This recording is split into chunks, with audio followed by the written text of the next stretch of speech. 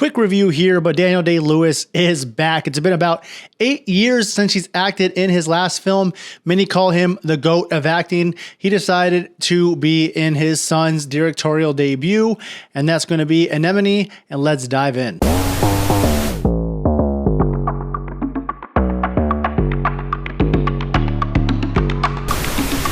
What's going on, ladies and gentlemen? Welcome to the Movie Dive. Today we're diving into Anemone. This stars Daniel Day-Lewis, also Sean Bean as well, and is directed by Daniel Day-Lewis' son, Ronana Day-Lewis. I don't think he's done any other film besides this one except a short film I saw back maybe in 2018. When I saw the trailers for Anemone, of course, I was going to be interested in this because it has Daniel Day-Lewis. We haven't seen him, I think, since Phantom Thread was possibly his last film. You can correct me if I'm wrong, but him and Sean Bean together in a film, that's going to pique my interest. Anything these two actors do always seems to be top-notch. Going into it, I did not know much about it. I just saw a little bit of the trailer. It did look like it had some beautiful shots, and I always expect it to have some beautiful acting when it's got Daniel Day-Lewis in it. Before we dive in, please do not forget to subscribe to the Movie Dive. Don't forget to ring the little bell button down below to get notifications on the channel. Now, I will say that Daniel Day-Lewis definitely does not disappoint in the acting department in this film. There's a lot of different shots going on, a lot of close-ups, a lot of time lapses, a lot of landscape shots, as this is set in northern England. There are definitely certain moments where Daniel Day-Lewis gets his time to shine, as Ronana Day-Lewis, the director, sets him up for some monologues, puts the camera on him and says, "Hey dad, do your thing. I know you'll be good." There's one particular monologue in this film by Daniel Day-Lewis that definitely had me just watching from beginning to end and just really following along the story he was telling. And I was thinking to myself, damn, this guy is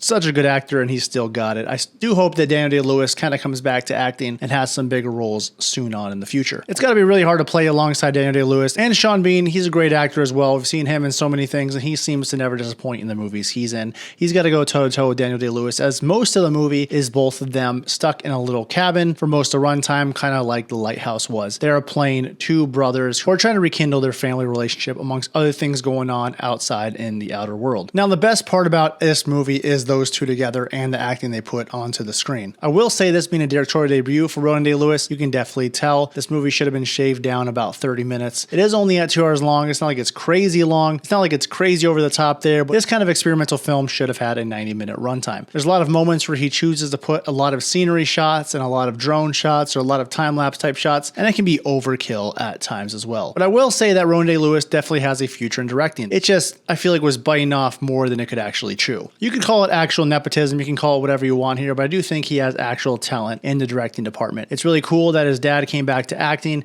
to be in this film. I'm not gonna lie, if my son was a director and I was a big actor, I would do the same thing as well. This is, again, an experimental movie, but I can't help but feel this is something I would watch back in film school, where a student is making a film that looks deeper than it actually is. There's moments it steps away from the cabin and goes to actual England, and those moments in the movie I would just completely tune out of. There's different actors in those scenes.